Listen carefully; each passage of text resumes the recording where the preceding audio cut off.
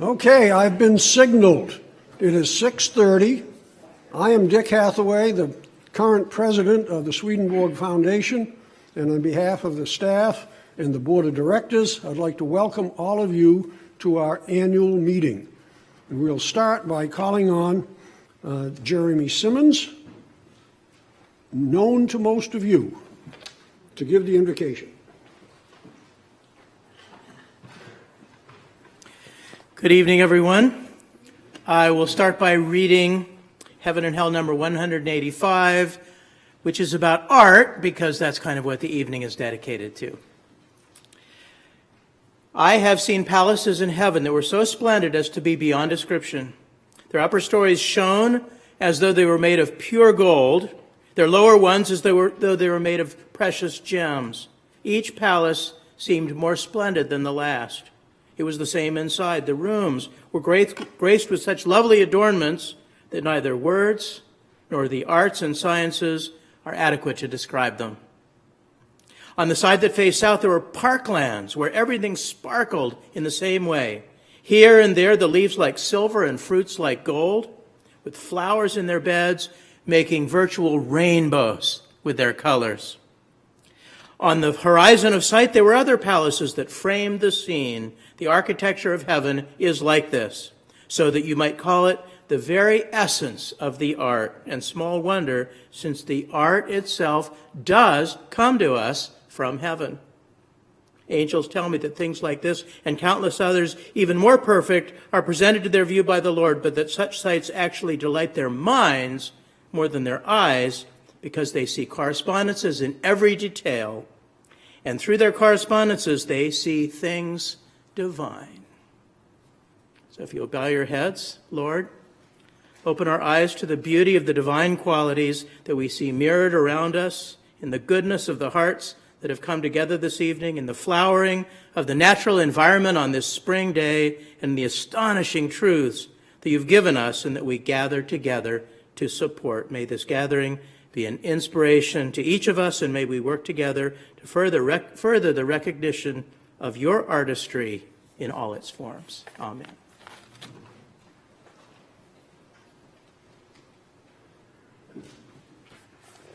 Thank you, Jeremy. We're going to do a little bit of business here initially. The first part of the business is we have appointed Larry Conant and Jonathan Rose as tellers, and we would receive a report from the tellers at this point in time.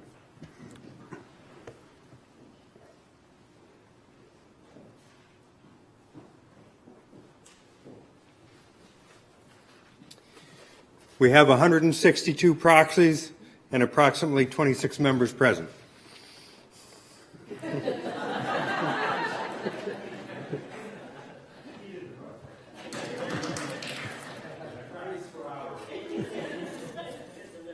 Jonathan has been practicing that for the last 25 minutes, by the way. That indicates that we do have a quorum. A quorum is either 10% of the active membership or 100, whichever is less. Since we've had 160 proxies, we therefore have a quorum this evening. So that means then that we can consider the minutes from the 2016 annual meeting, which were handed out at the door on the way in.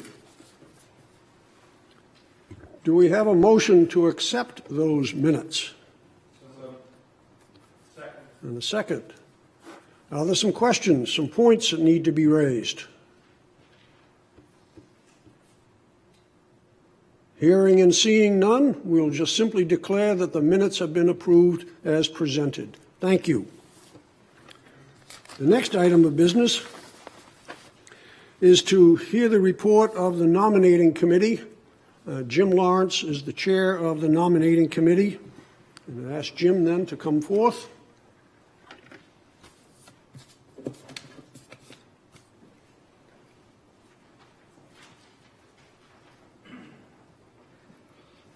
Good evening, everybody. I'm joined on the nominating committee with Karen Lamette, Kay Lamette, is here, and Richard Smalley, who I don't see here. We We have term limits these days on the board of directors for the Swedenborg Foundation. And of the class whose terms were maturing, one is ineligible to continue, and that's Dr. Jane Williams-Hogan, who has put in an amazing run of years in productivity for us. So we celebrate that great work and look forward to your talk tonight. Of the three who are eligible to continue, Jeremy Simmons, Karen Feil, and Kathy Toffel have agreed to be renominated, and the nominating committee is thrilled about that. And Bergen Junge has agreed to be nominated for the open term. So, Mr. President, we offer this slate of these four individuals for the class of whatever it would be, 21, class of 21. I guess it'd be fitting and proper then to have a motion to receive the report of the nominating committee. And a second? Second. Any objections? All in favor, please say aye. Aye. Opposed? So that's we have received the report of the nominating committee. The next thing is if there are any nominations, according to our bylaws, nominations have to be received by the foundation in writing 30 days prior to the actual meeting. We have received no such communication, so therefore I think that we can now officially elect the board of directors as proposed by the nominating committee. Again, we can do that by a motion. Been moved and seconded to approve, vote on the nominees as recommended by the nominating committee. All in favor, please say aye. Aye. Opposed? Thank you. And congratulations, particularly.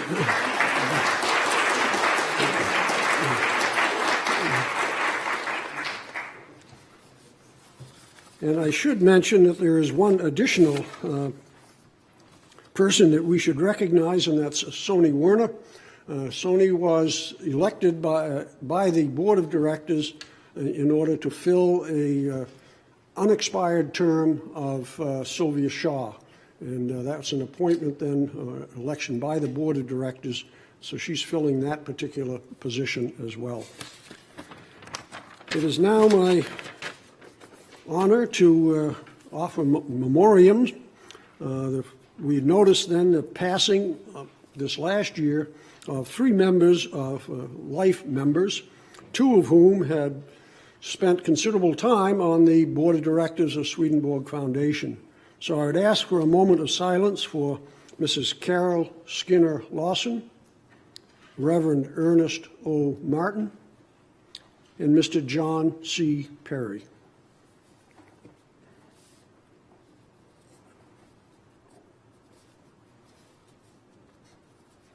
Thank you.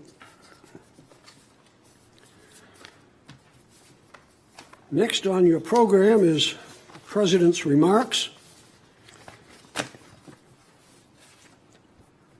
As the notice went out, it said that this was the 167th meeting of the board of the membership of the Swedenborg Foundation. And I want you to think about that for a minute. 167 years this foundation has been gathering. This foundation, your foundation, has been in place since 1849, and we have held annual meetings since 1850. That leads to the conclusion that the Swedenborg Foundation has been successful in adapting to changing times, to changing cultures, and most recently to changing technologies. While our means of engaging people has shifted considerably from the print media in the 19th century to other means in the 21st century, our mission has remained steadfast: to foster an affirmative, informed, and increasingly broad engagement with the theological message disclosed by Emanuel Swedenborg. As we move through tonight's program, you will appreciate the upward trajectory of engagement that we noted in 2015 has continued unabated in 2016. We continue to attract new viewers, new members of the foundation, and continue to introduce the world to the theological message disclosed by Emanuel Swedenborg. Our purpose here tonight is really threefold. One is, according to our bylaws, we're required to hold an annual meeting. And since we've done that for the last 166 years, there's no reason to break with tradition in 2017.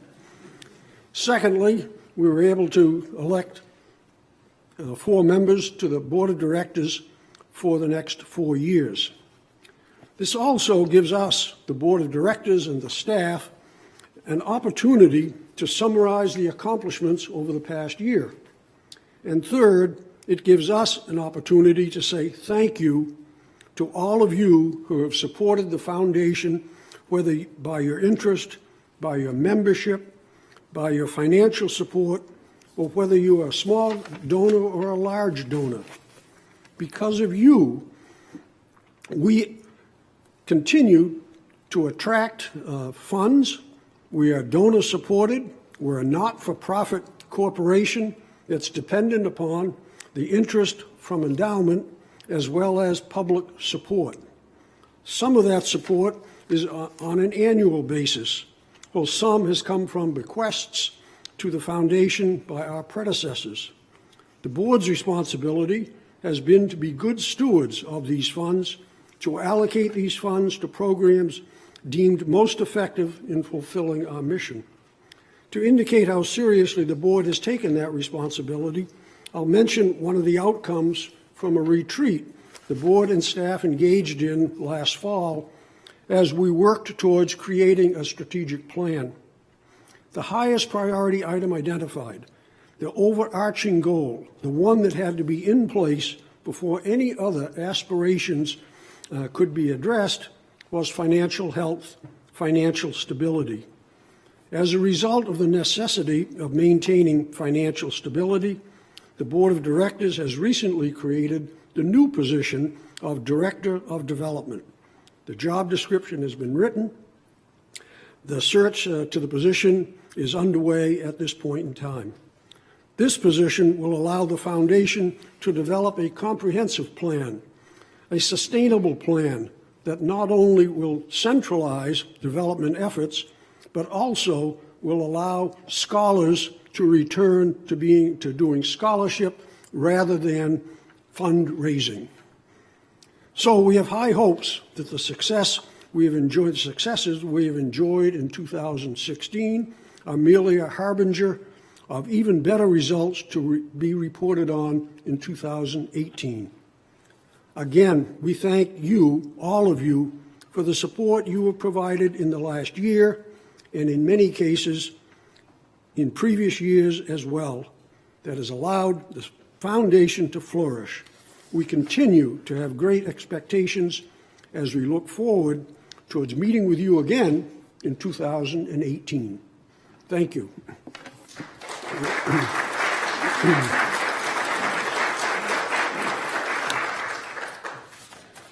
And part of the good message then is going to be delivered, is going to be starting with Morgan Baird, who's the Executive Director of the Foundation.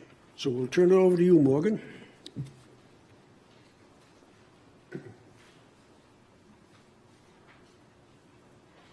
All right, so I'm going to give you all a chance to contemplate everything that has gone before as we advance the slide slightly. There we go. All right, so now, Dick Hatheway, who just spoke, did a very good job of reviewing what our mission is in terms of how it's written. But I wanted to say just informally a little bit about what our mission is and how it's been interpreted and how it's been revisioned in the past few years. If you've seen our newsletters, our reports, you know we've been doing some amazing things online. We are imagining our mission now as a process of, Let me see if I make it happen. I was going to be smooth. All right. So but as a process of taking all of the content that we have traditionally produced and disseminating it out to the world. So we have translations of Swedenborg's writings. We've always been the custodian of the Standard Edition and the redesigned Standard Edition volumes. More recently, and I say recently, only within the past 15 to 20 years, so a very recent development. The New Century Edition, new translations of Swedenborg's writings, and we are discovering on an ongoing basis just how new these translations are versus some of the translations that have been done before. We continue to publish books about Swedenborg's thought. So we're publishing books that interpret his ideas for new audiences, talk about his influence, and kind of spread his ideas in new ways. But, and I'm sure you're all aware that this has become a very important part of our mission, also reaching out on video, online, to interpret Swedenborg's writings and give perspectives on Swedenborg's writings through the Off the Left Eye channel on YouTube and through other venues also. So all of these different ways of presenting Swedenborg's ideas are what we're taking and putting out to the world through many, many different channels.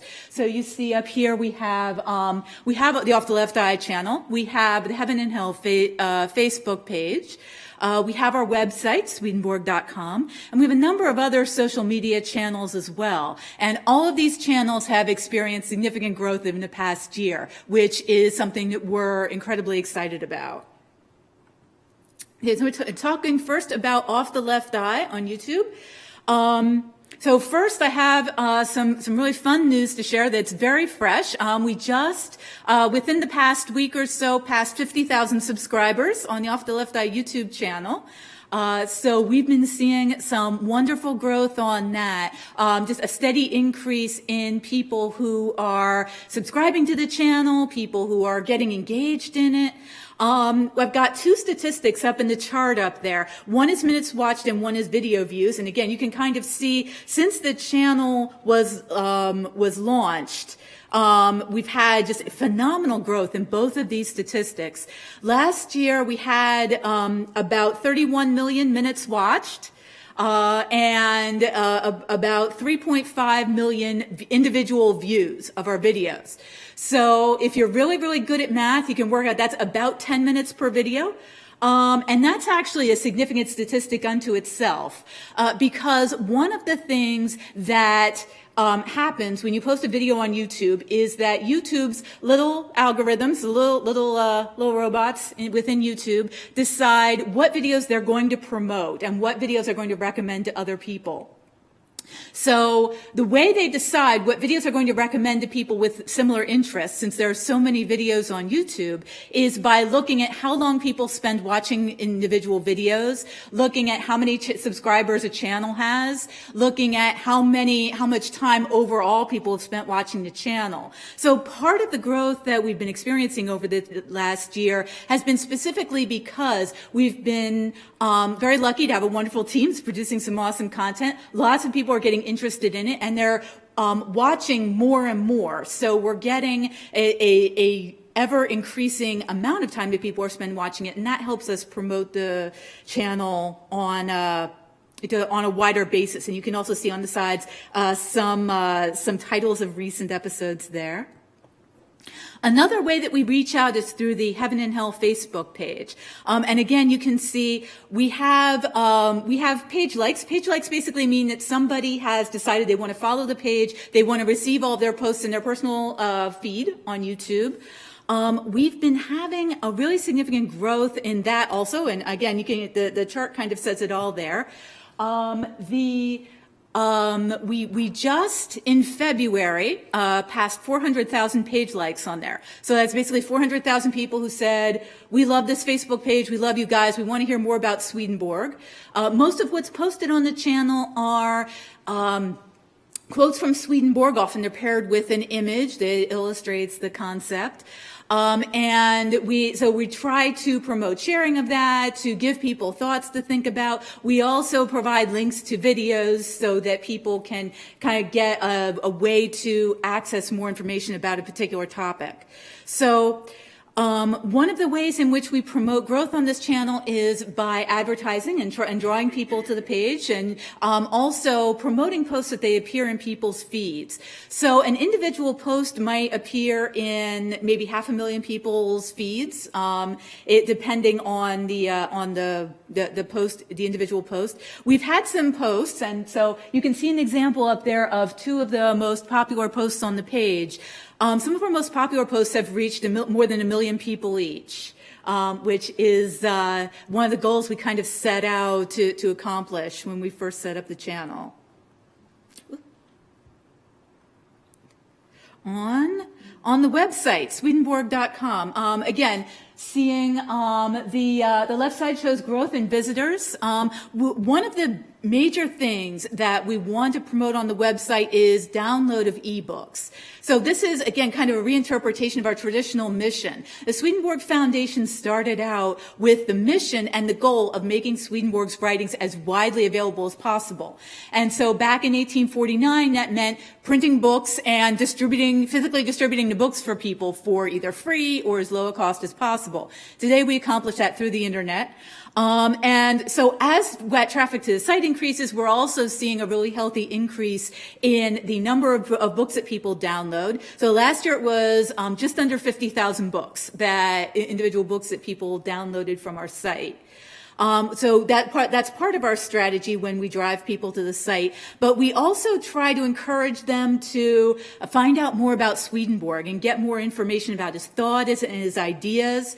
We have standing pages on the site that talk about Swedenborg's biography, that talk about key elements of his thought. And those are some of the most popular pages on the site, because this is some of the information that people are seeking out when they're coming to our site and when they're searching for us. We also produce original content in terms of obviously links to the videos we produce, but also blog posts. So we have articles that go up on a regular basis about different aspects of Swedenborg's thought. So we try to provide as many ways as possible for people to get interested in Swedenborg and to access his ideas and to learn more if they want. So there are opportunities for people to just read a little bit if they want to just know a little bit, or to download his book and read the whole book for free if they want. And it's one of the things that we really enjoy being able to do. So all of the things I'm talking about are base level spreading of awareness. And I talked about the fact, and Dick talked about the fact that one of the things that we want to do, that we're really trying to do with our mission, is reaching out and spreading awareness, trying to make as many people as possible aware of Swedenborg's thought. But beyond simple awareness, we want people to really engage with the ideas. You know, we want people, obviously not just to download the books, but to read them.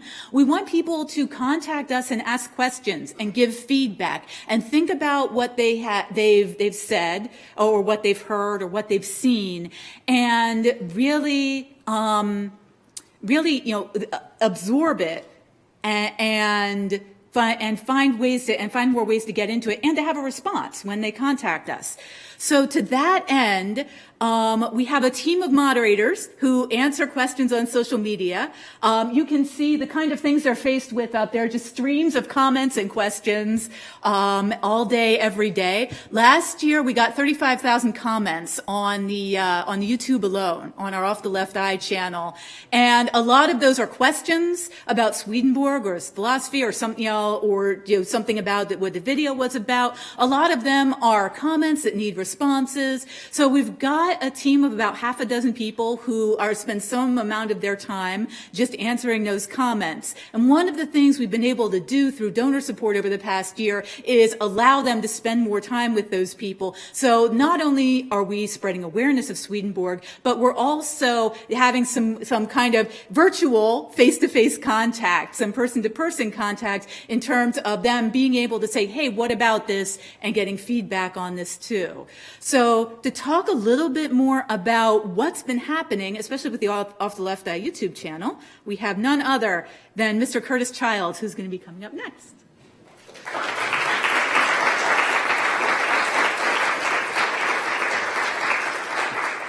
Hey, everybody. So I want to say that I've already talked to two people who traveled a long distance to get here today. And I just want to say thank you so much to you guys. And everybody who's here is giving their time to the Swedenborg Foundation. And a lot of you have supported in all kinds of different ways. So what I want to do here is show you that we take this seriously, and that we're really, that's no small thing, that people are liking what we're doing and participating in what we're doing. And so we're really trying to do it well, and I'm going to show you how we're going to try. But I'm going to get off to a slow start because I asked Morgan for these slides because I thought I would have to introduce what offTheLeftEye and Heaven and Hell are, but Morgan already did. So, here's a picture of offTheLeftEye and Heaven and Hell. So that's what they are. Do you guys know what they are by now? Okay, offTheLeftEye is the videos, Heaven and Hell is the Facebook page. And I've been involved in both of those projects. And so to get that stuff going and make sure that we continue to tackle those challenges and participate in that in the best way that we can, we've recently upgraded our office space. We actually entered into a lease with Bryn Athyn College for a really beautiful space. Pictured here is the coolest looking room in our space. So I thought I would take a photo of it. And we used to, if you had seen us, before we moved in here in September, we were all working out of, it was one room. It was here to the railing, what was the size of it. And it was really just the table where we shot the show was there. And then everyone's computers were here and we were kind of hunched in and doing that. So I was talking to people who were saying that on the website, you might not have noticed that much of a change, if you're watching this show. But in our lives and our ability to do this and do it well, it's been a huge change. We have this large collaborative space here where you can get this large green screen. That's not actually where we shoot the show, but you can get full body motion capture there, or not motion capture, isolated video capture there. We can record, there's a nice looking fireplace there. We record interviews, but most importantly, it's an open collaborative space so that if we need to have meetings and we have people working, they can all do it there. There's separate rooms where we broadcast the show out of. We get to have an interview studio, all of this at an incredibly reasonable rate, so we're able to put more effort behind the scenes into making a more interesting and better project. So we're doing that, and we're doing it as well as we can, and we take efficiency seriously. So this is a little bit of how our workflow goes. We're making a show every week, which might not sound like that much work, but it's a ton of work to get good quality content at an hour plus per week. So we run through this in an infinite loop, and I'll start actually at the bottom right. That's a chart that illustrates who's doing what on what day. Because you think about, you have a writing team and then a graphics team, and they've got to be working sometimes together and sometimes in parallel, because you have to be working on next week's show, because that's got to be written before this week's show is done, and then you've got to rehearse it. So it just shows what everyone's doing on every day. Once you get a show started, you flip back up to the top left there. That's how we lay out ideas. Because you've got to see, you've got all this information, you've got your topic, and okay, what idea goes after what idea, and what's going to be a video, and what's going to be a quote, and what's going to be, we've got to figure that out. We've got to be able to look at it. So we make that document there, and that lets us know what we're going to have to do. But that's not very good organization in terms of actually making sure, is this done? Is this done? Who's doing this? So we move it to this middle Excel spreadsheet. Who doesn't love Excel spreadsheets? Where this is color coded, that this person does this person is responsible for this. You put a little X when it's done, when it's reviewed, you check it off. So that all of this is because we need to be able to do this stuff and do it well and do it over and over again and do it efficiently, so that we can soak every last bit of time up doing something constructive for the program. So we're really working to refine and get the abs, because we're working and every minute we spend, we want it to be contributing to making a better and better experience for people. That's the point. So we're doing that, and this year has been really fun. So was last year, but I think it gets more fun every year, or funner, I should say. Just kidding. We've been getting people who want to participate. I mean, we've been having people at various academic institutions. You see at Delphi University there on Long Island, we had a professor who was integrating our material into a course that she had. So she had her students writing papers about Swedenborg, and they're considering taking a little trip out here to see us. So you have that. De Montfort University, that's in the UK, I have a professor there who's sending me these long articles that he's writing based on Swedenborg, and he references our videos in one of them. So just these cool connections we're making. That scenic place there, that's a town in Switzerland with a pastor there sent me an email saying that she's started to work Swedenborg into her sermons now, and has started a little Swedenborg group, and that she's watching there. And then that's the middle picture there is a screen capture from a CNN interview with parents of somebody who was killed in the Nice attacks in France. And there's a long story that I'll truncate now, but their son was killed, and they were worried that he was alone all night. His body was alone all night. Because they were far away. He was just traveling in France. So that was really haunting them, the idea of that. But they received a call like the summer later saying that there was actually 2 French women who had found him and stayed and prayed with him with a candle all night. And that meant a lot to them because somebody was with him. And then in this interview, the father said that it reminded him of Swedenborg's idea of 2 angels being close to the person after they die, as Swedenborg describes it. And we actually got in touch with him and talked to him, and turns out he had watched our show, and that's how he'd had that idea in the first place, and we're going to get him to do an interview with us, at some point. So just amazing to think. It's not like, hey, look, we can get publicity out of this, but it's like we are producing ideas or experiences that's like, what do you go through that's worse than that? But this helps, like that. It helps. That's what we're doing. We got to be on the Dr. Oz show, or our video did. We made a video called "You Are the Lungs," and they showed a good chunk of it at the end of a Faithful Friday show of theirs, where they're taking a look at spirituality, religion kind of stuff. And so they showed it, and they had our YouTube channel flash on the bottom, and it was great. And we got a few comments like, "Hey, I saw you on Dr. Oz, so that's how I found this channel." So that was a cool little thing, and now we can say, like, as seen on the Dr. Oz show. But don't say it too much. There's this copyright stuff. I got invited to speak in London. They're going to airplane me out there, and all these other people, that's like a clip from their website, all those other people wrote good books that sold like bestsellers, but they also wanted somebody to explain Swedenborg's model of consciousness. So they're going to have me go out there and talk about it. So it's just cool to see. It's just an independent thing that, with not like a Swedenborgian conference, just that they're saying, hey, this is cool. We want to be a part of it. So we just get these fun connections that we make, in addition to just the amazing feeling of that big audience that Morgan was describing to you there, and that these are people who really want to. If you had told me 4 years ago people are going to want to watch an hour-long show about Swedenborg, I don't know if I would have believed you, but it's happening, and it's the coolest thing in the world because we get to share this stuff that's so important to us, and to see it actually like mattering to people is like that's why we're doing it. That's the whole reason that we're doing it. To prove that it is, because you could be saying nobody cares about the show. You're just making that up. So I wanted to, and probably most of you are thinking that. I wanted to share with you some comments, which we often do, but here's the game we're playing. To prove that we're not just cherry-picking the best comments, all of these are from the past 2 weeks. And actually, they're really just from a 1-week window in the middle of that, but we researched them a little before this presentation. So we'll call it 2 weeks. The point is that we're getting feedback like this all the time. So this one says, love your channel and the great way you present this incredibly important information. I am now a Swedenborg fan and will be exploring his work from now on. Thank you for all you do. Blessings to you. And I like that because it shows, hey, they find the channel and now they're into it and they're going in and they're exploring more and they're saying thank you. It means that we must have brought them something of value. I finally found what I was looking for. 50 years of doubt finally lifted. Thank you.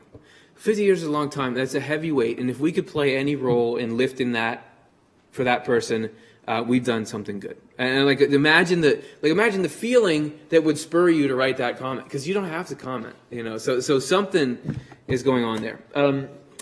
This is showing the tenacity that some people are watching this with. I think I've watched all the Off the Left Eye episodes now. And you might say, who cares? But that's like 200-hour-long episodes. Watched at least 2 a night till 3 or 4 in the morning when I first discovered the Swedenborg Foundation, just to catch up with all the ones I'd missed before I found them. Imagine it's 2:45, and you're like, well, I could do one more episode. Now I make sure to watch Monday night's episode when I can each week, so I don't get behind. It's part of my routine and homie time now. And then you see some clearing up in the mind. Excuse me. I found that ever since I came across this channel, everything started to make a lot more sense to me. Not only did it throw out the confused mess that is the traditional doctrine of Christianity out the window. Now, some of you may love that doctrine. For this particular person, they probably, with what they were raised, this was a clearing out for them. But life itself and all religions started to make a lot more sense as well. You can really apply Swedenborg's teachings to your life, and it is very practical. When I first saw this channel, I was very skeptical towards its content, but I gave it a shot anyway, which makes sense. It's got a weird name. It's just like I pop up and I was like, hey, everybody, we're going to talk about something weird. So you're skeptical initially, but then today this channel is the most important one on YouTube for me. So you give it a shot, and that's what we're trying to do in a nutshell, is that Swedenborg, when you first find him, you could be very skeptical, but if you give it a shot, it becomes important. So we're just trying to facilitate that process here. And then finally, I don't know how I stumbled upon this channel, but I'm so glad I did. Since I lost my daughter, it's helped me to understand why I'm here. You're doing good off the left eye. So we're trying to do good, and we're trying to give people something valuable. And this is just the last couple of weeks. It's not all the positive comments we got. It's just some of them to show that all of us together, because all of you guys are helping with this, we're giving people something that's obviously of value. And so that's what we want to continue to do.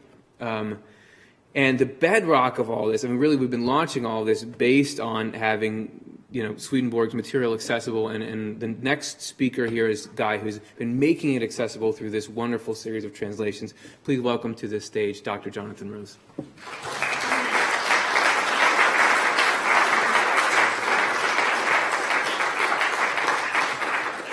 Thank you. Yes, my claim to fame is that I moonlight on the Swedenborg and Life show, but I actually have a day job working for the New Century Edition, working with words. And a lot of my slides just take the form of words. I love words. And they are the bedrock underneath the Heaven and Hell Facebook page, underneath the YouTube channel, are all these quotes from Swedenborg. That's what drives the whole thing. So getting those words right is so important. So this is a report on the New Century Edition, particularly in the year 2016, what happened there. So the calendar year 2016 saw the shorter works of 1758, composed of New Jerusalem, Last Judgment, White Horse, and Other Planets by Swedenborg, come into the foreground of the NCE work, even as the NCE team continued to bring the much anticipated volumes of Marriage, Love, Revelation Unveiled, and the Secrets of Heaven series closer to conclusion. We also did some reprinting this year, an important part of keeping project standards up to date, not to mention a welcome sign that print runs are selling out. Our team activities included translating, editing, annotating, indexing, building the accompanying scholarly materials required for the NCE series, and checking and copy editing our way through the stack of manuscripts on our desks. The newest published member of the NCE collection in 2016 was the portable edition of New Jerusalem, a work that's a valuable introduction to Swedenborg's theology. This was a cause for extra celebration because this is the first new English translation of this work to include the material at the end of each chapter since this person was President of the United States. Anybody know who that is? William Taft. You are correct. 103 years since this, all the editions, many editions have come out in the past century, but they all omitted this material, even though it constitutes 69% of the work. The print publication of New Jerusalem was accompanied by its release in ebook format. The translation text is now ready for inclusion in the shorter works of 1758, once the remaining works in that volume are ready as well. In that vein, I finished my edit of Last Judgment and White Horse and began work on Other Planets. Once those are finished, along with supplements, we will be able to publish not only the portable editions of those works, but to collect them into the deluxe books in which they belong, the shorter works of 1758 and the shorter works of 1763. The index and annotations for the former volume are essentially complete and are currently on Alicia Dole's desk for copy editing checks. In addition, a good portion of the 1758 works volume has been typeset, so completion is in sight. And this work, the shorter works of 1763, also gained ground. Lee S. Wolfenden made significant progress writing and editing the annotations. 4 of the 5 translations in this collected volume have been published in their portable editions. the Lord, Sacred Scripture, Life, and Faith, and only supplements remains to be edited. Secrets of Heaven reached new milestones in 2016. The translation of Volume 14 and its Latin consultation were completed. Lisa Hyatt Cooper is now well into her translation of Volume 15, the final volume of the entire series. Many other unpublished volumes progressed as well. Lisa continued to work with David Keating on literary reviews of her translations. Copy editing work was done on volumes 3 through 13, and select annotation assignments in volumes 3 through 13 were sent to Joel Brown, a new outside annotator. Stuart Shotwell and I are optimistic that work on these volumes will go quickly. The deluxe ebook of Secrets of Heaven Volume 1 was released in March. Its internal links to the hundreds of cross-references, footnotes, and endnotes make it a highly accessible format to get the most out of the deluxe volume. In 2016, the Marriage Love translation moved to Stuart Shotwell's desk for his editorial review.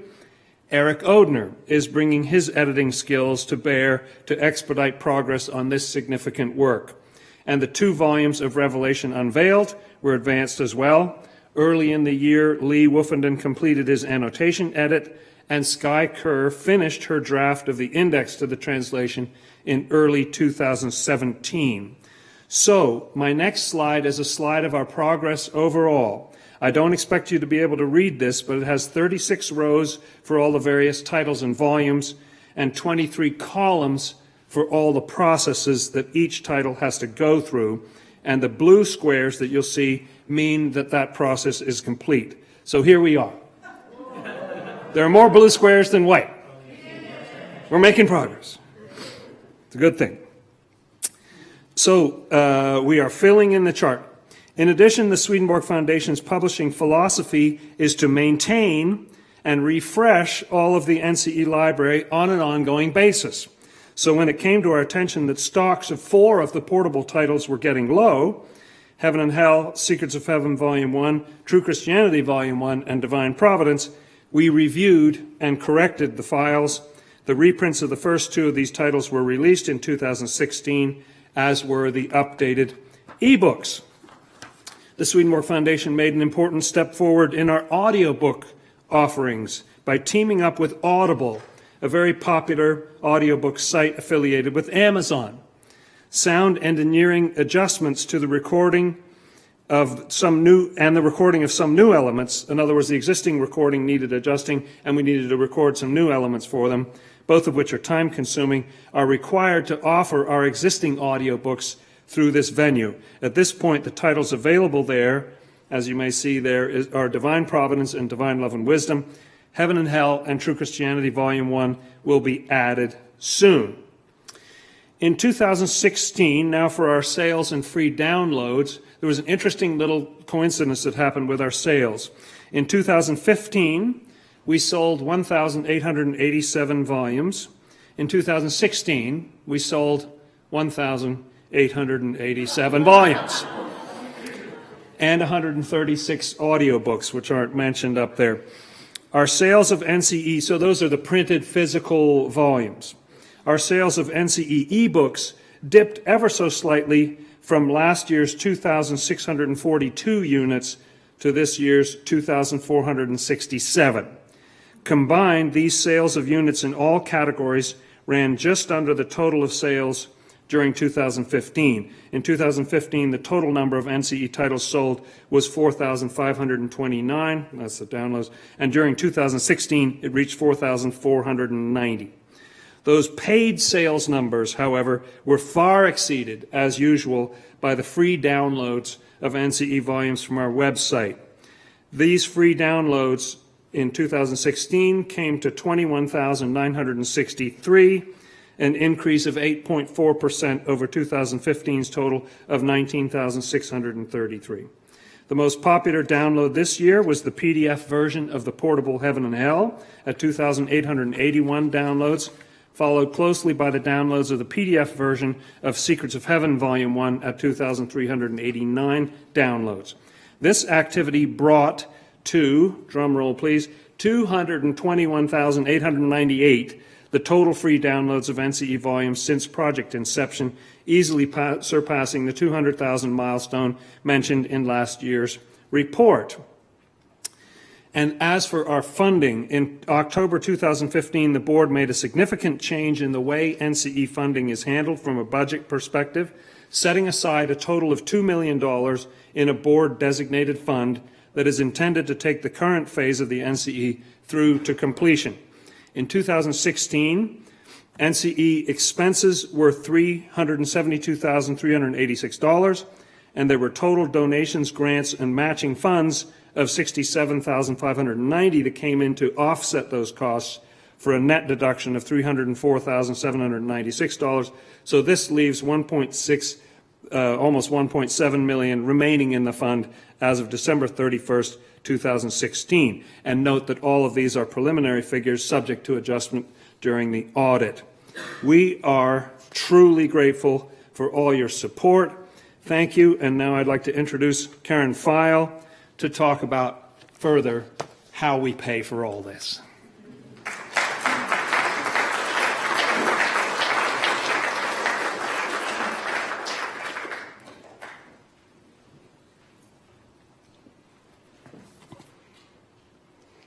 First, I would like to say thank you to all of you here tonight who happened to participate in our donations this year.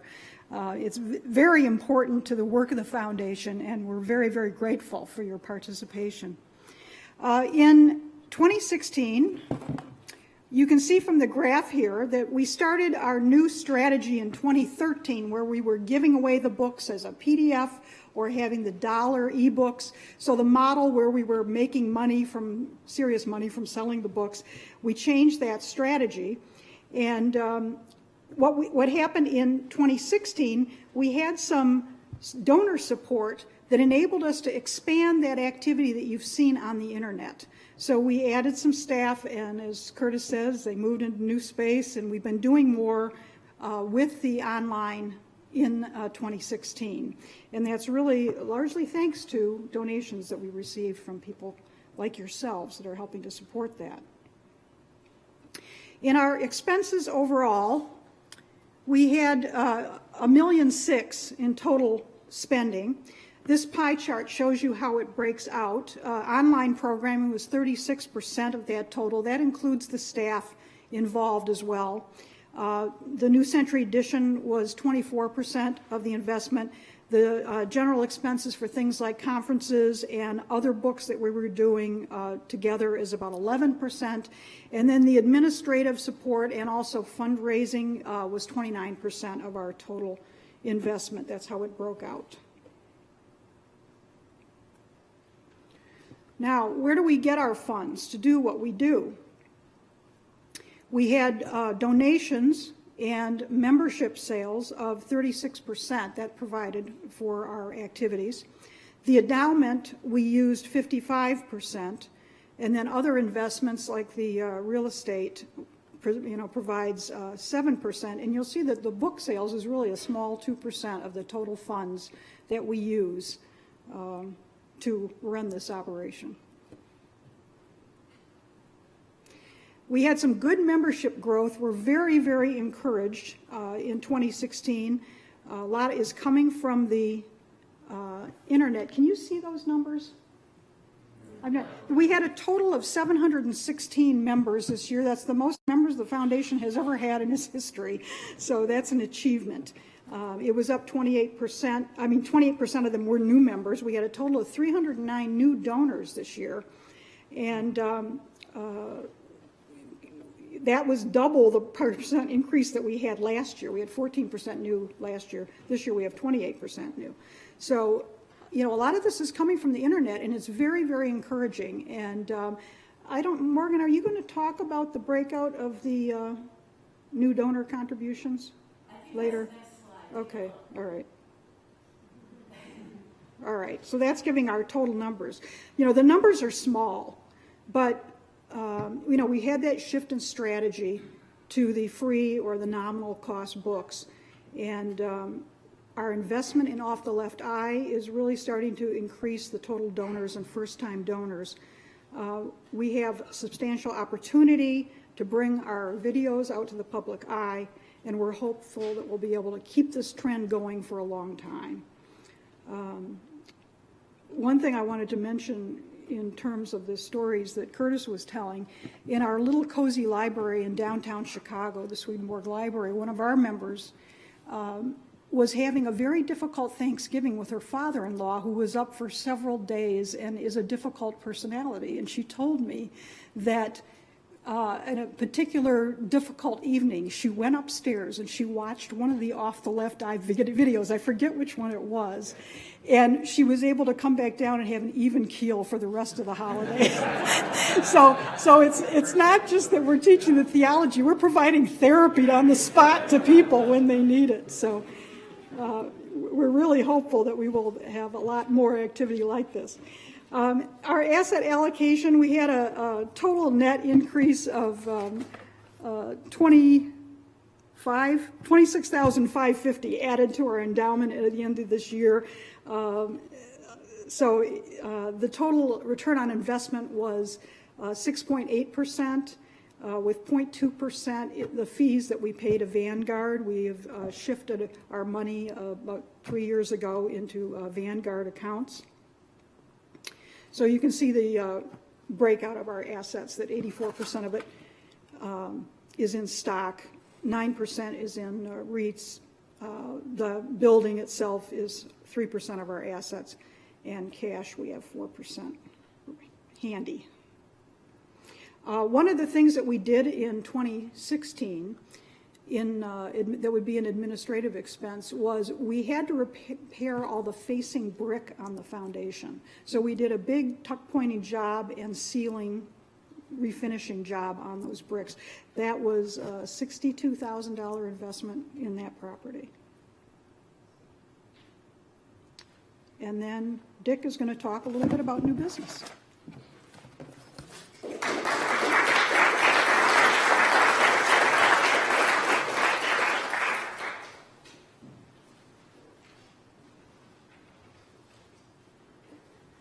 Well, you certainly can get an appreciation for the enthusiasm we have from listening to Morgan and Curtis and Jonathan and Karen as to where we're going, and we feel good about the past, but certainly we're very optimistic as we look to the future as well.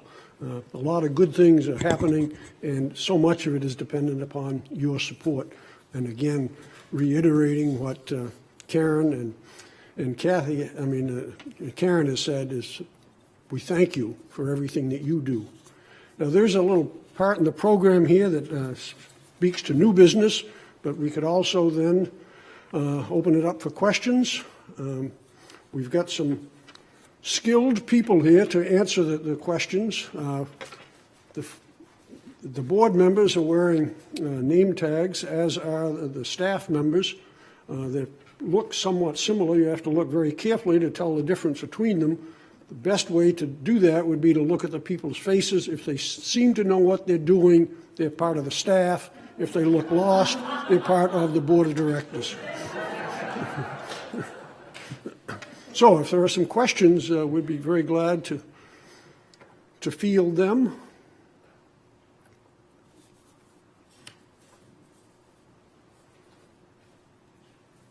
Well, I'm not going to stand here very long.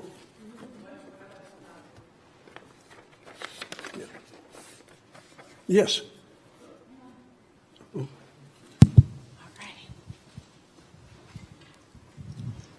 I just wonder where the new studios for offTheLeftEye, et cetera, are located exactly, unless it's a top secret. No, it could be top secret, but You can pretty much see them. So we are just beyond the pavilion there. There's a orange brick building.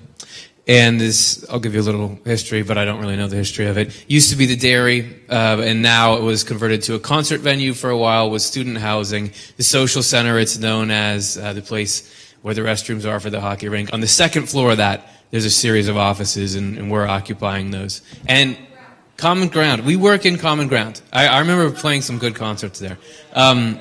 If anyone wants to come and see, just send us an email or something. We'll make some time. We'll lead you through there and show you everything we have. But yeah, we're in Common Ground. And it's recognized by all the concrete barriers around that are protecting that investment. Other questions? Well, it looks like we can.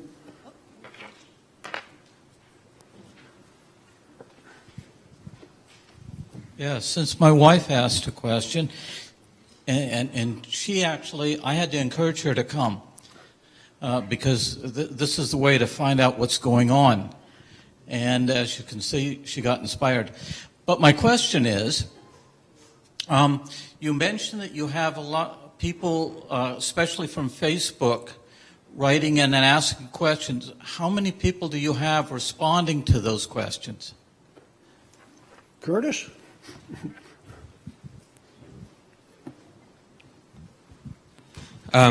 We have a team that, let's see, everybody who's working on it, it's me, Chelsea, Karen, Brian, Alexa, is anybody? Chris.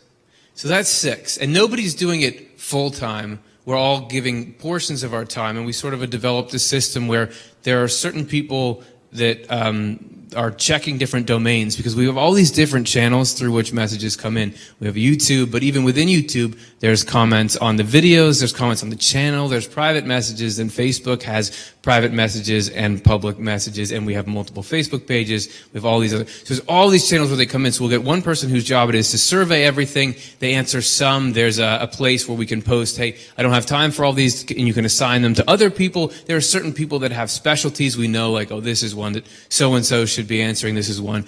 And then there's also some that you can put it up for a delay if you need to ask a Jonathan Rose something or something like that before you can answer. So we're developing the best system we can, and it's spread out among 6 people doing it part-time. And we've been able to actually, even though there's such a high volume, pretty much at least get in touch with everyone that writes to us. We also have some longer form conversations that come in through email and that sort of thing. But in general, we've got all our bases covered between those 6. And I should add that the moderation team also answers emails that come directly to the Swedenborg Foundation and that come in through our organizational social media channels, Swedenborg Foundation Facebook page, Twitter, things like that too. Well, as we finish up, we certainly would like to thank Bryn Athyn College for hosting us this particular year. It's a great venue and a wonderful audience as well.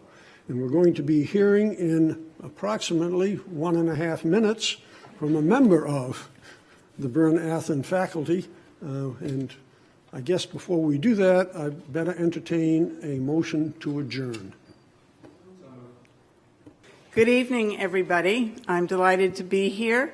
I am Jane Williams-Hogan, and I don't know how many years I've served on the foundation, but quite a few, and I've enjoyed my work for the foundation very much. And there's a part of me that says I'm sad to be leaving the board. On the other hand, it may give me an opportunity to do some other things.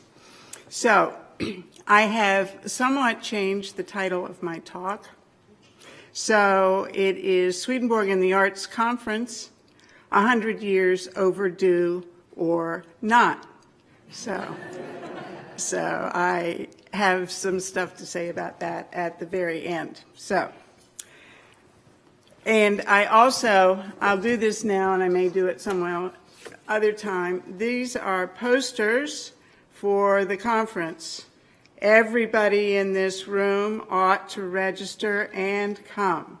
This is going to be a phenomenal event, and you should not miss it for the whole world. And this is another poster that we have. So and I'll get into the details of what we're doing at the conference a little bit later on. During the first week of June, I should also say there are no slides, there are no photos, there are no pictures. This is a talk about art, but I'm not showing you any art. We discussed that earlier, Morgan and I had some pictures I could have shown, but we decided that might make the world too complicated this evening, so I'm not showing. So, during the first week of June, Bryn College will host a conference on Swedenborg and the arts. Personally, this is a dream come true. And according to Massimo Intravigni, who recommended this project to me, it is 100 years overdue. Its coming into being has been immeasurably helped by a number of wonderful sponsors, including the Swedenborg Foundation. For that, I am extremely grateful. That this conference is a dream come true for me is woven into my biography. Emanuel Swedenborg has been the focus of my intellectual life for almost 30 years. I devoted 243 pages of my dissertation, A New Church in a Disenchanted World, to his biography. Upon completing my dissertation in 1985, I was keenly aware that Swedenborg and his works were extremely influential in shaping our modern culture.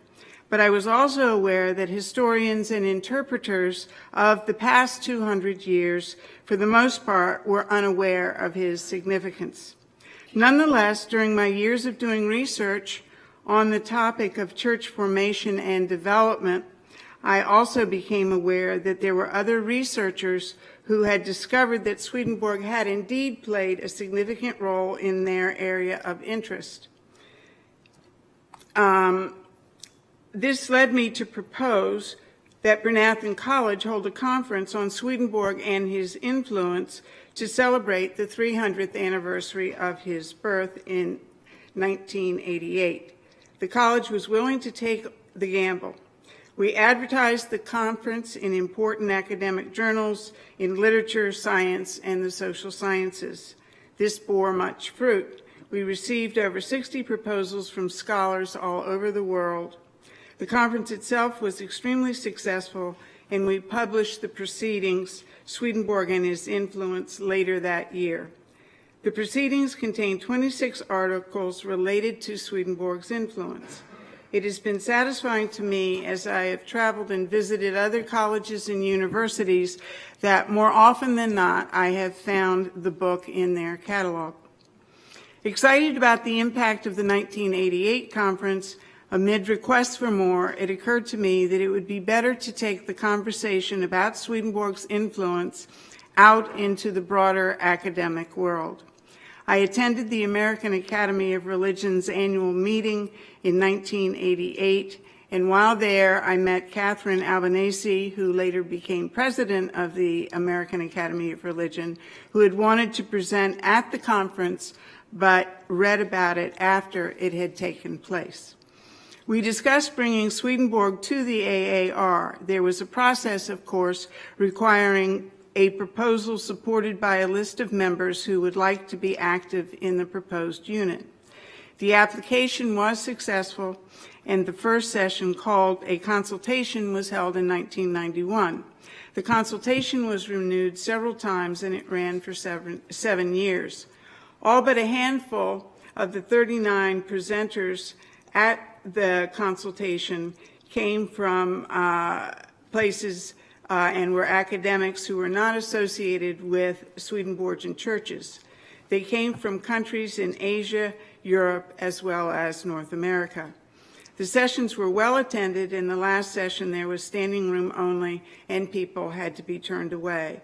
For me personally, the impact of the consultation was enormous. It resulted in invitations to speak and write in a variety of different venues, thereby enlarging the network of scholars who were interested in Swedenborg's influence and providing me with new audiences worldwide to present my research.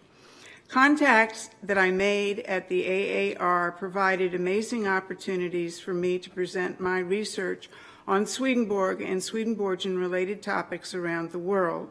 Since 1992, I have presented papers at 37 different conferences in 20 countries. I was invited to many of the conferences, and frequently I was given the opportunity to organize a whole session which included other presenters who also spoke about Swedenborg-related topics. Another important aspect of being the face of Swedenborgianism to the academic community has been the fact that I have been seen as the go-to person to write about Swedenborg in dictionaries, encyclopedias, books, and internet sites that now want to include entries on Swedenborg or Swedenborgianism in their publications. Over the years, I have written 13 different entries, articles, or chapters for these types of publications. In 2007, I made a proposal to the Royal Academy of Sciences that they hold a symposium on Swedenborg in 210 in celebration of the new catalog of the Swedenborg manuscript collection that they hold that would be completed at that time. And the Royal Academy is actually in Stockholm, Sweden. It was approved by the Secretary General of the Royal Academy. I was a member of the steering committee, and when sending out invitations to individuals asking them to participate, the Royal Academy used my list of contacts to invite people to give presentations. I mention that because it demonstrates the importance of networks. Actively promoting Swedenborg in the academic arena for 25 years has allowed me to develop a network of scholars who have explored Swedenborg and Swedenborgianism in a wide variety of contexts. They come from the United States, Australia, Canada, England, France, Finland, Germany, Italy, Japan, Korea, the Netherlands, South Africa, and Sweden. They have explored connections between Swedenborg and his religious writings to different new religions, well-known individuals, visual artists, writers, philosophers, social movements, and more. They have broadened our understanding concerning Swedenborg's worldwide influence. I felt very fortunate to have been given the opportunity to do this work, and I will say that some of my students at Bryn College have also chosen to spread knowledge of Swedenborg in a similar fashion. Without these networks, organizing a conference on Swedenborg and the arts could not have happened. It is important to note that the conference was suggested by Massimo Intravigni, who I've known for over 20 years from the early days of the Swedenborg consultation at the American Academy of Religion. Massimo and I were in contact recently because he was a guest editor for the publication Novo Religio issue on religion and the arts, and I was one of the authors in the volume. Bryn College had hosted Massimo's organization, the Center for the Study of New Religious Movements conference in 1998. He was delighted by the ambiance of Bryn. In 2015, he suggested that we hold a conference on religion and the arts. Later that year, he suggested a conference on Swedenborg and the arts. I took his proposal to President Brian Blair that fall. He was enthusiastic about the idea, but felt that 2016 was too soon, given the building projects on the campus. However, 2017 would be great. When I told Massimo, he wrote back, "Since a serious examination of Swedenborg and the arts is 100 years overdue, one more year won't make a difference." In this way, the conference was born. President Blair gave me the go-ahead, and of course I wrote to Massimo about the yes for 217, not 216. I heard back from Massimo the same day I wrote to him, Friday, October 16th, 2015. Fortunately, I was in Westchester for a foundation board meeting. At the Saturday meeting, I made a request for the Swedenborg Foundation to support the conference. The board was very generous and voted to contribute $5,000 to the conference. My appreciation for the board's generosity is heartfelt. We have become partners in this exciting undertaking. The board has remained supportive with additional funding, designing and printing advertisements, and helping with other important tasks such as distributing posters, and you saw the posters, as well as postcards we have announcing the conference. In addition to the Swedenborg Foundation, we have been able to partner with other important institutions. Chesner, that I've already mentioned, the Center for Swedenborg Studies at the GTU, the Swedenborg Society, and the Swedenborg Scientific Association. There have also been private individuals who have made contributions to the conference. The religious writings of Emanuel Swedenborg have had a tremendous impact on Western culture: theology, philosophy, literature, music, architecture, and the visual arts. It's amazing to realize that the impact was not from the man, but from his books. The books of the writings were written in Neo-Latin just as the Western world was moving toward communicating primarily in the vernacular. Thus, the books needed to be translated as well as disseminated. While Swedenborg, during his lifetime, did give away many copies of his writings and also had them sold at reduced prices at his printers in London and Amsterdam, at the time of his death, there were perhaps only a handful of people who accepted the truths that his works held. So it is useful to marvel at how it is possible that 200 years later, it can actually truthfully be said that these works have had such a significant effect on the wide variety of our cultural expressions and forms. We can, of course, salute the workings of Providence. However, Providence requires hands, hearts, and minds to be engaged and to play a role to facilitate its unfolding. So how do we go from 5 or so men that could read Neo-Latin texts to dozens of well-known painters, writers, theologians, philosophers, and less numerous but still important musicians, sculptors, and architects who were touched by ideas found in the books of Swedenborg? And I should also say filmmakers. So it is a story first of books, and then a story of devoted readers, translators, and those who were eager to share. While many religions were started by charismatic figures, this is not true of the Swedenborgian faith. This faith, while certainly shared by believers, was spread through books. While believers could speak about their faith, their authority was to be found in the books. Believers shared the books. If others came to believe, it was because the book spoke to them. It carried an aura of authority. It was charismatic. A book is easily shipped or transported. It is easily handed from one person to another. However, until opened and read, it is mute. There are several stories in the annals of the new church where copies of the writings sat unopened for a considerable period of time, and finally, when they were opened, the person felt called. In one case, the book, which had been rescued from a dumpster, lay on a shelf for a long time before it was opened. However, once it was opened, it could not be put down. It was read from cover to cover, and a believer was born. In another case, the book was opened, and the concept, the divine human, caught the reader's eye. Nonetheless, he left on a fortnight trip, and when at his destination, upon retiring 2 days in a row, he woke with the image of the word divine human in his mind. After the second occurrence, he decided he must hurry home and read the book that was calling to him. Upon returning and reading, he too became a believer. Clearly, however, not all books call all readers.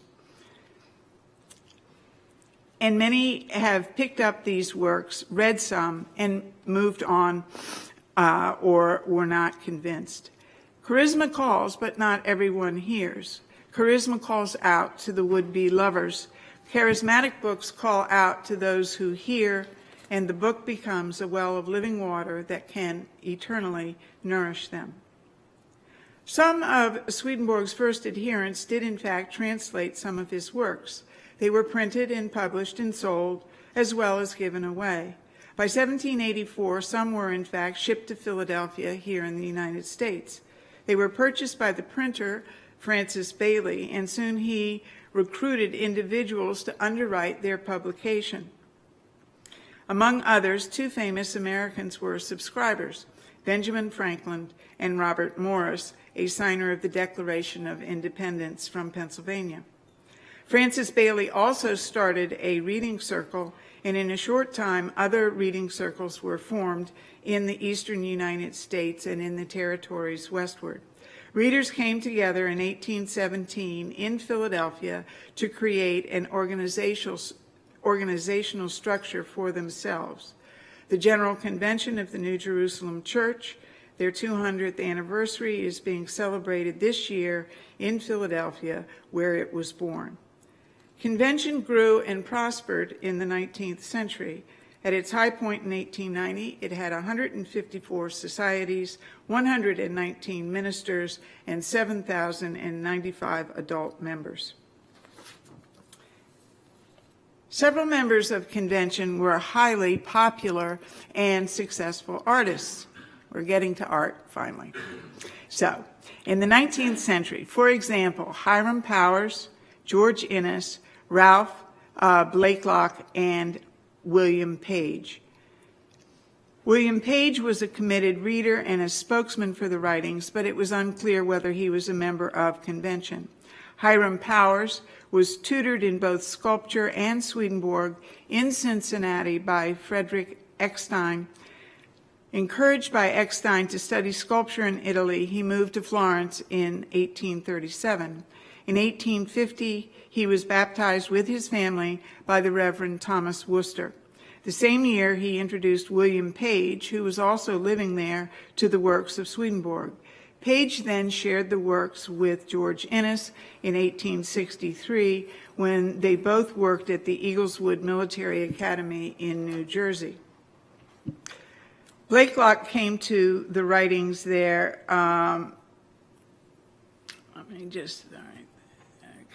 Blakelock came to the Swedenborg's works on his own, but as he, Page, and Inness all exhibited at the National Academy of Design in New York, it is possible that when their paths crossed, they too had conversations about Swedenborg's writings. Hiram Powers was asked to sculpt a bust of Swedenborg by the president of the London Swedenborg Society in 1865. In response to this invitation, Powers wrote of his faith, "I am a new churchman without any reservation whatsoever, and I wish it to be known. Swedenborg is my author. All other writings, in comparison, seem like moving in the dark with tapers in hand, groping their way, while he moves in the broad light of the sun, God's own sun." It is useful to note that Powers did not make such a bust, although he often thought about doing one. However, his son, Preston Powers, did. It was presented to the Swedenborg Society in London in 1879, where it remains. According to George Inness, the act of painting is the means to see God. In painting, he hoped to portray reality in a new light. According to a contemporary of his, Charles Decay, he managed to do this because he hides religion in his art. He did this through his methods rather than themes of his paintings. Ralph Albert Blakelock not only painted but also wrote about the art of painting. However, nothing he wrote appears to have survived except a title page illustrated by a cloud. Clouds, according to Swedenborg, represent external coverings so that for Blakelock, nature that he painted could be viewed as clothing the spiritual within. According to Davidson, the tone of Blakelock's seascapes spiritualized nature, the unbounded ocean untouched by human presence, where there are not even hints of shoreline, goes off to the horizon. They lack the concerns of this world. William Page was a portraitist, and he attempted to show the living face in his art. He wanted his portraits to have an inner life of its own, just as did a man. Perhaps in this expression, he was inspired by a passage in Secrets of Heaven, quote, "Beauty which is solely from the truth of faith is like beauty of a painted or carved face, but beauty which is from the affection of truth is like the beauty of a living faith animated by celestial love." It would be possible to focus my remarks on only these four outstanding artists. However, the story of Swedenborg's writings in the visual arts, it is actually a much larger story. It is a story that takes place against a background of significant shifts in the structure of artistic creation from the 18th into the 19th century. It is my sense that those changes, the Last Judgment and the Second Coming, played important roles in that shift. Self-awareness and self-expression were increasingly valued in the 19th century. These values were in part inspired by the emphasis of the Second Coming on freedom of choice in spiritual matters. The writings speak to the individual's inner self as he or she chooses who they essentially want to be, both here and in the world to come. In this sense, every human being is an artist, constructing, painting, and shaping themselves from what they have learned about the true human who is the Lord. In the 18th century, much of the learning or instruction in the visual arts took the form of individual tutoring or mentoring. That is, a novice would seek out an experienced artist with a reputation and then seek an apprenticeship in order to be tutored. While it is true that there were various design and art academies in the 18th century, in the 19th century more were instituted and art instruction was developed in the numerous colleges and universities that became founded in the United States at that time. In addition, one could say that art became more professionalized, and journals focused exclusively on the arts were developed. One such journal was the Crayon, and I have a facsimile of the Crayon here. This is volume 3. I also bought volume 1, but I figured one show and tell would be enough. So we have the Crayon. It was founded in 1855 by John Duran and William James Stillman. They enthusiastically introduced the philosophy of nature developed by the Englishman John Ruskin to their American audience. Stillman wrote many of the uncredited articles in the journal's first 2 volumes, and he was an advocate of Swedenborg as well as Ruskin. Thus, many of the ideas found in the Crayon were influenced by Swedenborg's teachings. This can be clearly seen in the unsigned remarks of Stillman that introduce every issue. The focus of the essay in number 2 of the first volume is feeling and talent. Stillman is concerned that in his world, how much reverence is attached to greatness and how comparatively little to goodness. When we see men continually sacrificing the purity of hearts to the powers of their intellects, we have been given by nature an instinctive reverence for greatness, but we should let our reason so accept this instinct as to bend only before the greatness which has been consecrated to the service of the good and the true." End of quote. He goes on to call artists to consider sincerity is nobler than facility, and that the only facility worth having is attained through sincerity. Bearing these always in mind, the artist will not waste his life in ineffectual grasping after that power which is never to be acquired, but is given in nature, while he neglects to cultivate that which will come to him, the power of truth, of sincere, manly, invincible purpose. End of quote. In volume 3 of the Crayon, there is an introductory article entitled "The Nature and Use of Beauty." The Swedenborgian tone of Stillman's essays can be seen in the 2 examples quoted above. However, it is even more obvious in his discussion of beauty.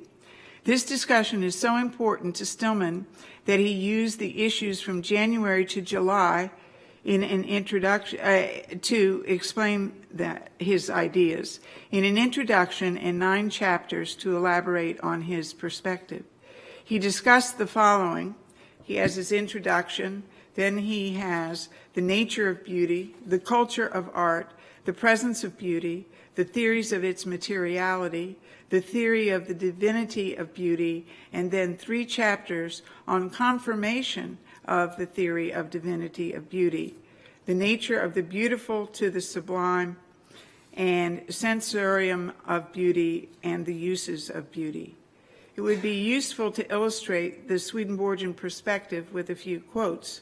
Stillman, in his confirmation of divine beauty in chapter 4, states, quote, "If then we must admit the presence of a spirit in nature, why not admit the characters in which that spirit writes its proclamation on the whole outspread universe are legible by our spiritual understandings? Let our acceptance of that spirit be that what it may, so far as it is acknowledged as an intelligence, it is what we know as God. Beauty should be recognized as an expression of the presence of God. Our goodness is the result of his goodness, and if our beauty is the only manifestation of our goodness, his beauty must have had the same cause. Since, apart from ourselves, the only form in which we see God is in the visible universe, he must show himself there as good and thence as beautiful." End of quote. In chapter 5, as he continues to confirm his theory, Stillman concludes, quote, "Thus God is the principle of the three orders of beauty that we have distinguished: physical beauty, intellectual beauty, moral beauty." As he concludes his confirmation of his theory, he quotes Swedenborg, quote, "In the philosophy of Swedenborg, who carries intuition to the fullest, we have found a more explicit confirmation of our views. Because all beauty is from good, which is in innocence, essential good, when it flows in from the internal man into the external, constitutes what is beautiful, and hence is all human beautifulness. Hence it is that the angels of heaven are of ineffable beauty, being, as it were, loves and charities in form." And that's in the Arcana Celestia. In our analysis, we believe that we have indicated the cause of this. For the two elements of the divine nature, love and wisdom, it is the love which especially and incessantly claims our thought and feeling, which is the life of all things that exist, the motive of creation, preservation, and redemption, the sum of the articles of faith of all religions being indeed God is love." End of quote. The second application of our theory is to art itself, and here we see the absolute truth of the position we took at the beginning of our discussion, that beauty is the highest aim of art, for no higher function can any human soul have than to proclaim the glory and presence of God and the infinite love in which he created all things. And as all organic beauty is the expression of that love, so it can only be studied and developed by those in whom that love dwells, and the purest artist will see most of God in all things, even down to the blade of grass and the drooping wildflower." End of quote. Before we leave the crayon, it would be useful to review its structure to get some insight into how the journal and others like it fit into the professionalization of the arts in the 19th century. The crayon was instituted for the sake of art cultivation in the relatively young United States. It was started when the country was in a great commercial crisis. The hope was that a focus on beauty in art would, quote, "open the hearts of Americans to humility and love," qualities that the editors found lacking in the commercialized life in the United States. They felt that, quote, "beauty is the antidote to those wearing, consuming concerns of material life," end of quote. It is clear that the aim of their journal was to touch the spiritual basis or reality of human life. Stillman's editorials or introductory essays attempted to do just that. The journal was then organized into sections to both acquaint and educate their readers with the history and happenings of the American and European art worlds. It should be pointed out that articles were written by both men and women in this journal, and the journal included commentary on visual art, painting and sculpture, literature, poetry, as well as actual literary pieces and poetry, and architecture. It contained book notices and art gossip from both the United States and abroad, correspondence and articles from well-known artists, including Hiram Powers and William Page. It promoted the design academies in New York and Philadelphia and discussed the necessity of fine arts in American colleges. The journal also contained advertisements from individual artists, and again, both men and women, engravers, woodworkers, art supply establishments, galleries, photographers, gem sellers, books, and other art journals. Every issue had a table of contents. The first 2 volumes were published weekly in 1855. In 1856, the editors determined that monthly format would be more feasible. In this format, the advertising was posted on the back of the front cover. They did, however, keep the same overall structure of the journal. In June of that year, Stillman resigned as editor due to poor health. He did not return to the journal, which ceased publication in 1861 at the start of the Civil War.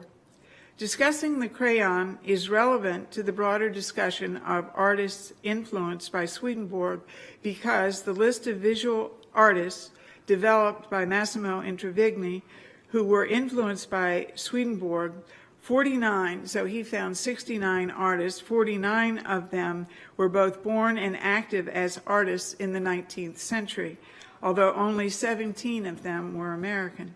According to a review of the crayon in the Evening Bulletin of Philadelphia, no art journal begun in the United States was successful because they all treated the subject of art superficially, whereas the crayon grasped the subject of the arts, particularly painting and sculpture, with genuine energy and investigates its fundamental principles with boldness, originality, and sound judgment.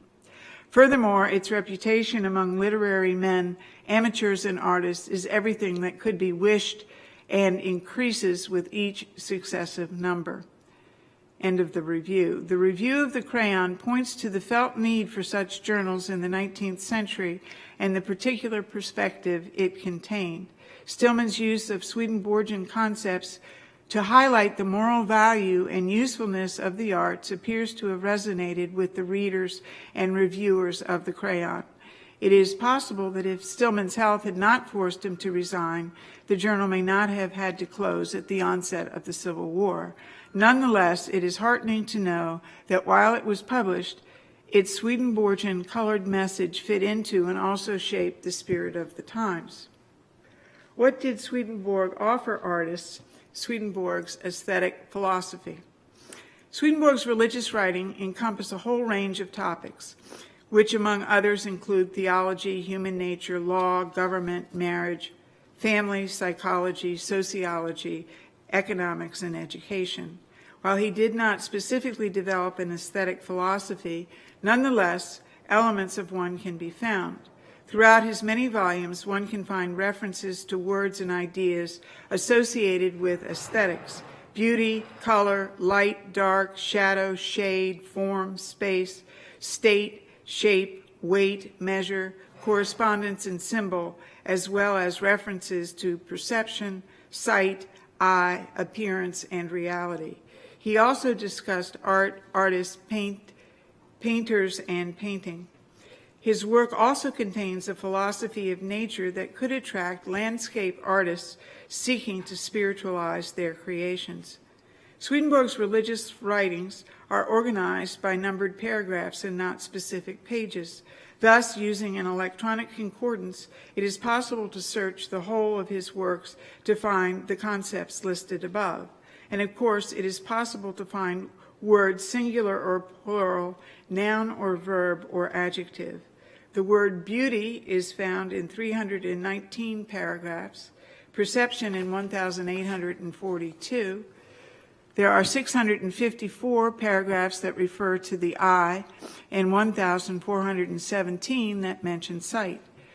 For the above list of words, which is not exhaustive, they can be found in 15,000 paragraphs in the writings.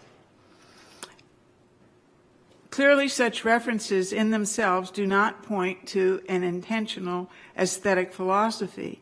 They do indicate, however, that raw material for such a philosophy exists. It should be noted, however, that as Abraham Davidson writes, Nowhere in Swedenborg's writings is there a prescription as to how the artist should paint or what he should paint, end of quote. Davidson is correct. However, what the writings do offer is a radically new way to see reality. Contained in that new way of seeing is a philosophy of perception and aesthetic judgment. Stillman's editorial essays offer a glimpse of some of its characteristics. According to Swedenborg, while nature satisfies animal and human physical wants, nature has no meaning apart from the relationship between the divine and the human. Its primary use is to represent divine things to human beings. Swedenborg wrote, quote, "There are two foundations of truth, one from the word or revelation and the other from nature or the truths of nature," end of quote. Swedenborg's teachings provided artists who desired it with the conviction that they could represent in their works the spiritual in the natural. They could do this because, as Swedenborg claimed, human beings live in the spiritual world and the natural world simultaneously. So gifted, they could see revelation in the Word, and by means of the Word, in nature. Swedenborg's revelation was given so that people born at the end of the Christian church could see through and beyond the literal means of the Bible to discover its deeper spiritual meaning, thus giving them the tools to understand and do heavenly things here on earth. This they could do first by opening their understanding to the spiritual truths found in the Word and then changing their affections. In this process of spiritual growth and development, or regeneration, they could now see reality in a new light. This is because they possessed a genuine affection for genuine truth, which refined their ability to perceive. In this way, they learned the science and order of beauty. As Swedenborg wrote, beauty is predicated of truth and intelligence. He developed this idea by saying that the harmony of visible objects is the source of various beauties that affect the mind, as beauty in general, as also the beauty of paradises and of all similar things, and that of buildings. More interior beauty is the beauty in intelligent things, hence is the love of truth itself, end of quote. The aesthetic philosophy implicit in the writings is what is beautiful comes from an order and arrangement that is true. As truth is the form of good, one could say that beauty is the standing forth, the clothing of the good.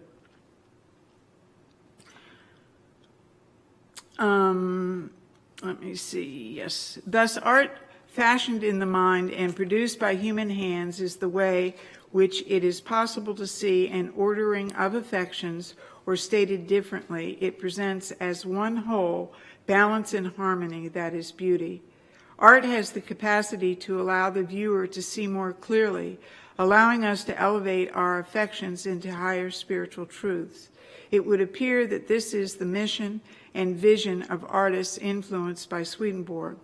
Perhaps this is so, as Swedenborg wrote in Heaven and Hell, because, quote, "The architecture of heaven is like this, so that you might call it the very essence of the art, and small wonder, since art itself does come to us from heaven." The artists discussed at the conference. While not all the presentations at the conference will focus on individual artists, at least 24 will. Presenters will discuss visual artists, literary authors, architects, composers, and filmmakers. Among the visual artists are Blake, Page, Innes, Keith, Kandinsky, Clark, and DeVille. Literary authors include Blake, the French Romantics, Caruso, James, Davis, Wilkinson, Dostoevsky, Borges, and Arrigis. The architects are Burnham and Sullivan, and the one composer is Whittington, and the filmmaker is Smith. What I have at my disposal in order to highlight some of the visions of the artists to be discussed are the proposals sent to the conference by the presenters, in which they identify their topics and the focus of their presentations. Rereading them has given me insights that are useful to share with you concerning the underlying motivations of the artists under discussion. I will discuss several of them in alphabetical order. The first visual artist is William Blake, and the work under discussion is A Vision of the Last Judgment. The presenter, Martha Gyllenhaal, writes, quote, "My presentation builds on an observation by the 20th century British scholar Kathleen Rainey, who comments on the unprecedented character of an 1810 drawing in the series. The figures seem less like individuals than cells circulating in the life stream of cosmic life," adding that the drawing is, quote, "a superb depiction of Swedenborg's conception of the grand man." The next artist is George Inness. Presenter Adrian Baxter Bell writes, "In this paper, I argue that Inness's belief in the power of the unseen is rooted in his encounters with the minister Henry Ward Beecher, the painter William Page, and the writings of Swedenborg." Another artist is Wassily Kandinsky. Colette Walker's proposal begins with this statement: Wassily Kandinsky's Concerning the Spiritual in Art, a book that he wrote in December of 1911, is perhaps the most influential art treatise of the 20th century, and it lays out the Russian-born painter's belief that new forms of spiritual art could counter the degenerative effects of contemporary society and usher in, quote, "an epoch of the great spiritual," end of quote.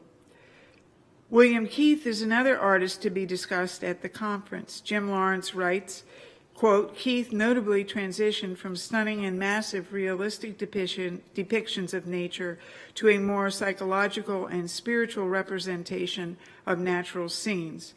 This talk will explore this complex relationships with Reverend Joseph Worcester, as well as Keith's artistic production as it takes an increasingly subjective and spiritual turn," end of quote.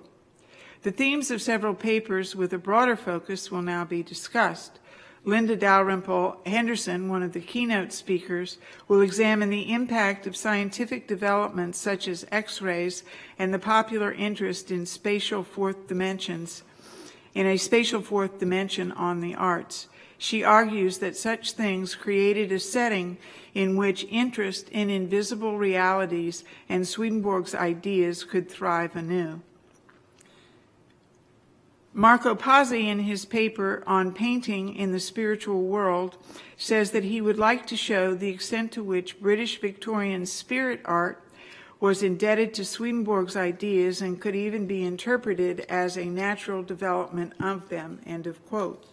Cordula Crew, in her presentation, Landscape Between Revelation and Ritual, refers to Philippe Otto Runge, who proclaims landscape to be the genre of the modern age. Quote, "What he proposes was a redefinition of landscape as the form most appropriate and potent for the modern age to visualize transcendence and our search for it in art. Landscape in this sense denotes a hieroglyphic of the divine," end of quote. Turning to literature, the first author is Jorge Luis Borges. William Rowlandson, who writes, he's the presenter, "In this presentation, I explore Borges's fictional space to consider how the vision of Swedenborg inspired his vision. In particular, I move from questions of geographies to questions of ethics and explore how an essentially Swedenborgian ethical system is present in the works of Borges," end of quote. Saori Osuga explores the French Romantics. She comments, "Effectively, it is Balzac who proposed a new Christian religion clearly based on Swedenborgian doctrine. However, the other authors, especially George Sand and Jules Michelet, are worthy of examination. They seem to join one another in the similar aspiration and vision, the return of the spirit of the first Christians and the advent of a new era of the Holy Spirit," end of quote. Robert Wicks will explore the poetry of James John Garth Wilkinson, which Wilkinson claims was done through automatic writing. Ricks would like to see if there are connections between the literary use of such writing and Swedenborgian notions of spirit outflow, as Wilkinson defines it. The author, William James, will also be explored by a panel. Paul Croce, in his proposal, discusses James's theoretical framework of the late 1870s, which was influenced by Henry James Sr., and expresses input from Swedenborg concerning the immanence of the spirit. Andrew Jackson Davis is another author whose work will be examined at the conference. Everett Massamore discusses Davis's view that what are seemingly diverse areas of thought, such as art, religion, and science, all express the same universal divine truth. This is so because the idea of correspondence implies a universal underlying principle, end of quote. Kristen Schaefer will investigate Daniel Burnham's plan of Chicago as influenced by the Swedenborgian concept of the grand man or the universal human. She will explore how Burnham may have used the ideas of the heart and lungs in circulation to describe elements or functions of the city.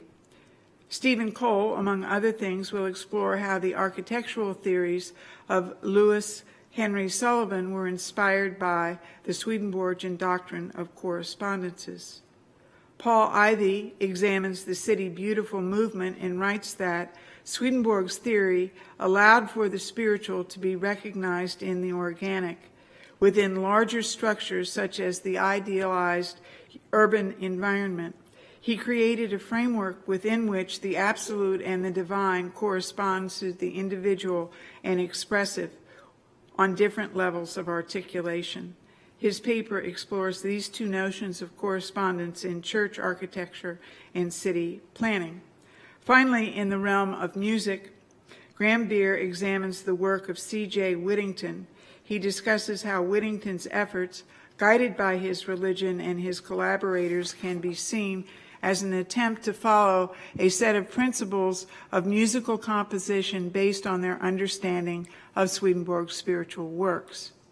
What we see in this review are artists attempting to bring Swedenborg's concepts of the spiritual as generative of the natural world and the wonderful correspondence between the two worlds. What is useful to point out about the presenters is that many of them are extremely well known and have made major contributions to their fields. This is not only true of our keynote speakers, Walter Hanegraaff, Massimo Intravigni, Linda D. Henderson, and Homero Arigas, but many of the additional presenters. Robert Ricks is a well-known Blake scholar. William Rowlandson is an important Borges scholar. Paul Croce is a top-notch James scholar, and Adrian Baxter Bell is a noted Innis scholar. In addition, Homero Arigas and Karen Weiser, a session chair, are both extremely well-known poets.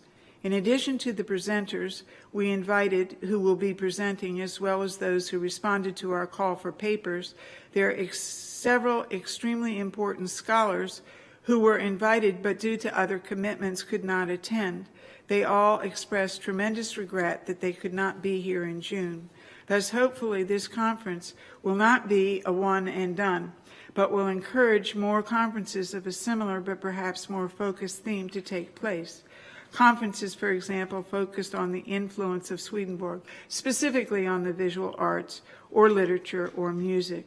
Time periods within the area of focus could also be considered, such as the 19th or the 20th century. Not only will there be a publication of papers from the conference, but I could imagine books focused on specific individuals within these fields of study could both be encouraged and written. Hopefully, the presenters will not only feel welcome in June, but they will find themselves with reasons to return to Bryn Athyn. Is the conference overdue, or is the time now? If the conference is in fact overdue, we can speculate what if it had taken place 100 years ago. If that were the case, would it have stimulated more artists in the 20th century to explore Swedenborg's work subjects as a source of vitality and creativity for their work, thus providing living examples for others to experience the fruit of the writings? Would the world now be more aware of Swedenborg or Swedenborg's teachings than is currently the case? We can reflect and speculate about this. However, it may be that the time is now. First, we have so many more technical tools available to us to assist us in our endeavors, such as the internet, email, art and books that can be downloadable from the internet. So, second, we can also draw on an international pool of scholars. In fact, the art conference in June, 10 of the scholars come from abroad, 9 from several different European countries and 1 from Japan. The scholarly world is indeed international, and this opens up the possibility of tremendous intellectual richness at the conference. Third, it also gives us a much broader audience with which to share our insights and ideas. And finally, if the conference is overdue, interestingly enough, it provides scholars with a huge range of artistic material to investigate and explore and then write them up.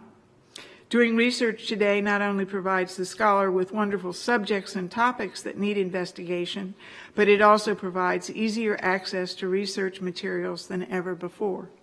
So if exploring Swedenborg in the arts is both overdue and timely, then coming to the conference is a worthwhile investment, because we will be the opening act of a very fruitful area of Swedenborgian research. An article in the Messenger in advertising the conference said that Swedenborg might have been surprised to learn that artists and writers were so receptive of his work rather than theologians and philosophers. This may be because art speaks to the heart and the head and is something that can be appreciated without requiring a life-changing commitment. Art permits new perspectives to be engaged in everyday life. It can uplift and add beauty. It is not a zero-sum game. Art gives without taking anything away. As Swedenborg wrote, art itself does come to us from heaven. Thank you.